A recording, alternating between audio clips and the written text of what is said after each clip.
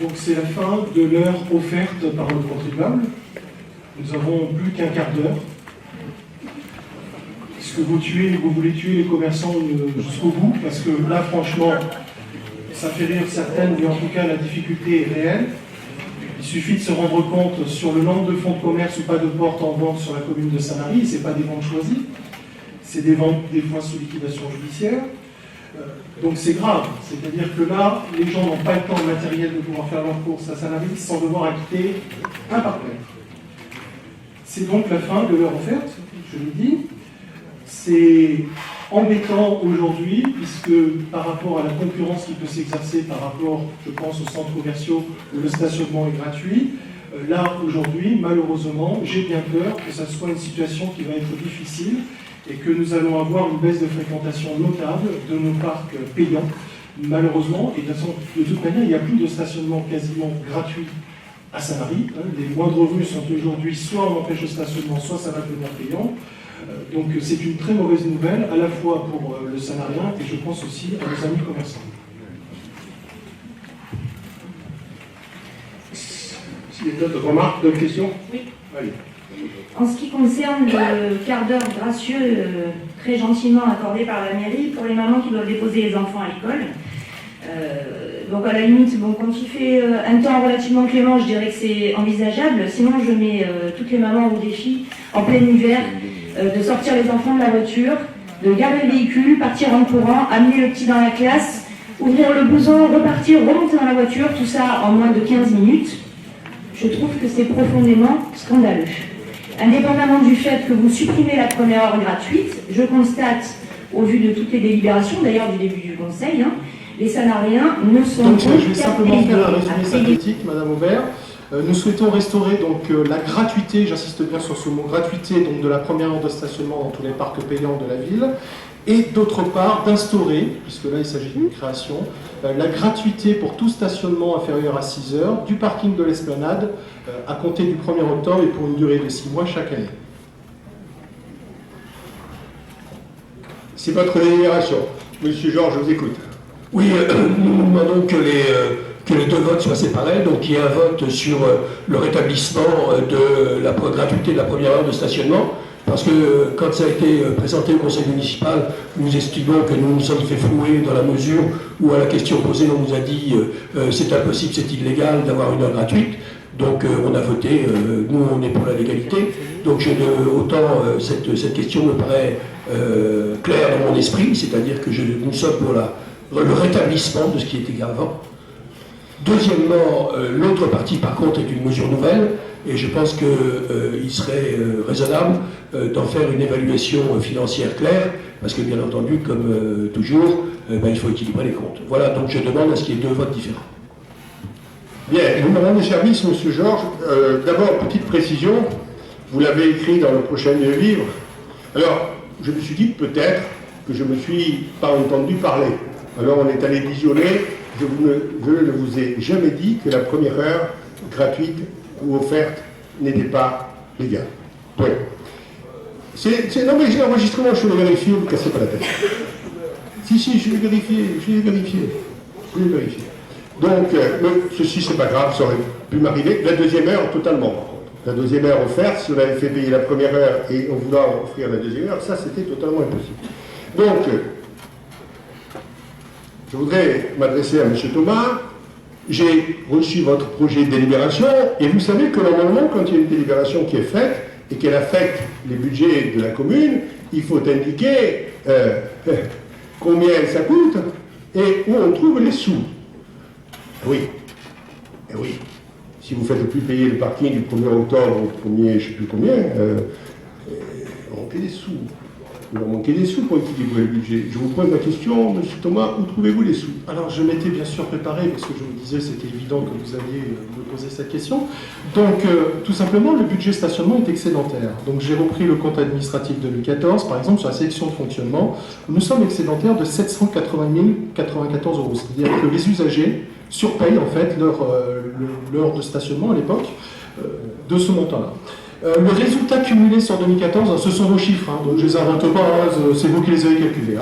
Le résultat cumulé pour 2014, monsieur le maire, vous m'écoutez? Ben non, je vous laisse terminer avec votre directeur financier. Oui, alors le résultat cumulé sur 2014, nous avons un excédent de 590 993 euros. Alors vous allez me dire, oui, mais c'est pour les investissements futurs, on les met en réserve. Et voilà, ça c'est un choix politique. Notre choix politique, je vous rappelle mon projet municipal de mars 2014, ça vous fait sourire. Oui, ouais, c'est bien, je suis content de vous donner le sourire pour une fois, d'habitude c'est le contraire. C'était justement de renoncer à faire le parking à Champfleury, notamment.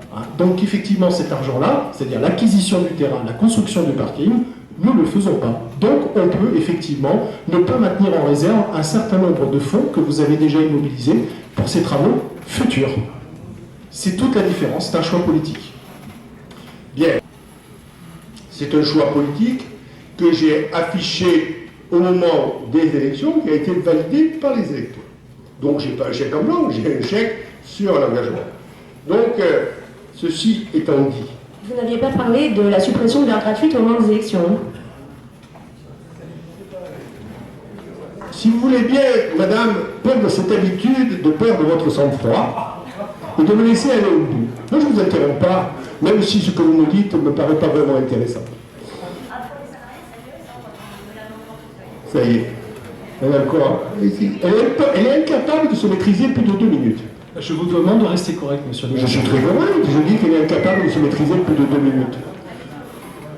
On va voir. L'intérêt aujourd'hui de faire un parking en dessous de l'Agora, de faire un parking en dessous de l'ex-école future Portissol et d'un parking carbone, alors que les axes aujourd'hui, en plein été, sont déjà saturés. Les axes routiers qui mènent à ces aires de stationnement. Vous faites des parkings au centre-ville.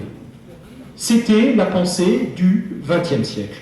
Aujourd'hui, nous sommes au XXIe siècle et vous avez la vision, je ne vous le reproche pas, mais simplement d'un maire qui a été élu en 1989, c'est-à-dire il y a 26 ans. Exactement. C'est-à-dire qu'effectivement, en 89, il n'y avait pas de piste cyclable, donc on n'en fait pas. En 89, on faisait les parkings au centre-ville, donc aujourd'hui on continue à faire le centre-ville. Regardez un petit peu ce qui se fait. Madame Aubin, je ne vous ai pas interrompu, vous m'interrompez. Vous voyez ce que ça fait? Bon. Non. Donc voilà, effectivement. Donc c'est des choix politiques que vous assumez ce soir, puisque vous partez du principe qu'en étant élu au mois d'avril 2014, donc vous avez le droit de le faire, bon, ok.